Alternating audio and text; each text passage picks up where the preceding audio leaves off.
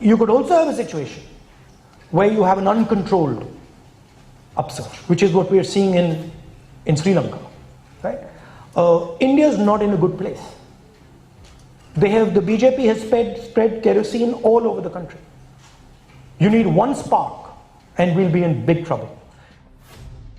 क्या आपने इस सत्य पर कभी विचार किया है कि हमारे देश के पूर्व राजनेताओं के वर्तमान राजपुत्र जो यहां अपने मूर्खतापूर्ण उल्टे सीधे बयानों, तथ्यात्मक रूप से अनर्गल बातों को कहने बोलने के कारण एक बड़े लोक में हास्य का पात्र बनते हैं, वही विदेशों में बड़ी बड़ी यूनिवर्सिटी और बड़े बड़े मंचों पर राजनीतिक, वैश्विक, सांस्कृतिक विमर्शों के लिए माननीय वक्ता के रूप में क्यों आमंत्रित किए जाते हैं? शायद नहीं। ध्यान दीजिए, राहुल गांधी, अखिलेश यादव, तेजस्वी यादव और वामपंथियों को ही वहां क्यों बुलाया जाता है? और ये हर बार वहां जाकर देश की लोकतांत्रिक सत्ता का उपहास करने से लेकर भारत देश की उपस्थिति को ही प्रश्न चिन्ह के घेरे में क्यों ले आते हैं? आप इन मंचों के संचालकों और इस पूरी गुटबाजी को समझेंगे तो उत्तर तुरंत मिल जाएगा। ये मंच वैश्विक स्तर पर एक ही कार्य करते हैं। हर पारंपरिक व्यवस्था, शतियों पुरानी सभ्यता, उसके उदात्त स्वरूप को अधिनायकवादी, शोषण समर्थक घोषित कर किसी वामपंथी यूटोपियन का सपना दिखाते हैं। इतिहास की झूठी व्याख्या करते हैं। इसलिए इनके निशाने पर राष्ट्र के रूप में भारत होता है। यहाँ की चुनी हुई सरकार होती है, हिंदू विचारधारा होती है। भला राहुल गांधी जैसे व्यक्ति वहां कैसे बुलाए जाते हैं? और वह हर बार एक देश, एक सभ्यता के रूप में भारत का उपहास क्यों करते हैं? किसी चुनी हुई बहुमत की सरकार को शोषक और भारत तोड़क क्यों कहते हैं? India is not in a good place. India is not in a good place.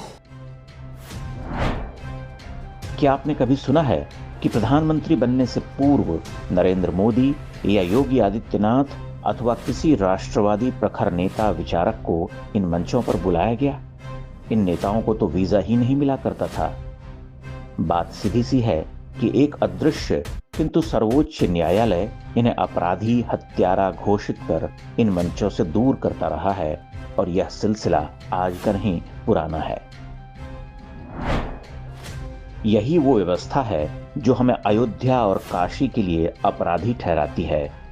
यही वो मैकेनिज्म है जो ये कहता है कि अयोध्या में किसी लुटेरे बाबर के द्वारा तोड़े गए राम मंदिर का पुनर्निर्माण अनैतिक है और हजारों वर्ष पुरानी भगवान शिव की नगरी में उनके ही मंदिर की खोज या सर्वे एक हिटलरी निर्णय है, मानो औरंगजेब और बाबर भारत निर्माता रहे हों।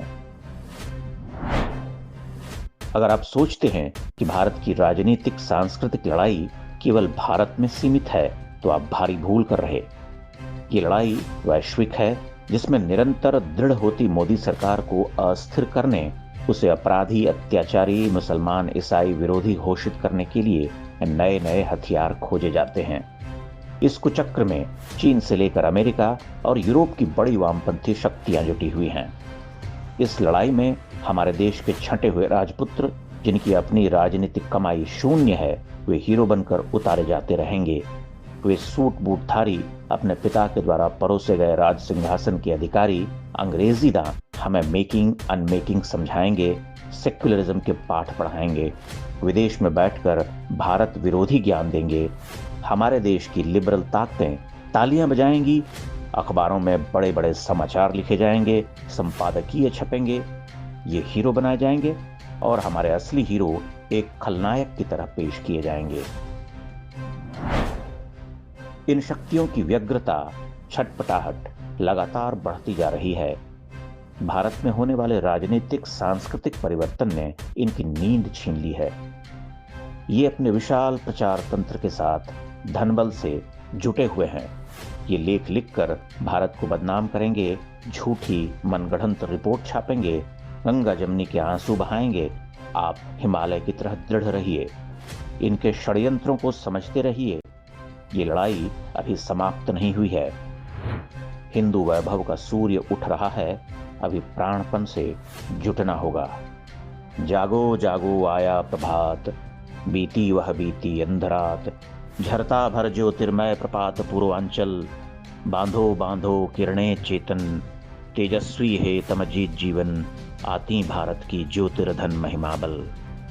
महाकवि निराला ने लगभग 80-90 वर्ष पूर्व जिस ज्योतिर्धन महिमाबल को आते हुए देखा था, आप उसकी महिमा को समझिए।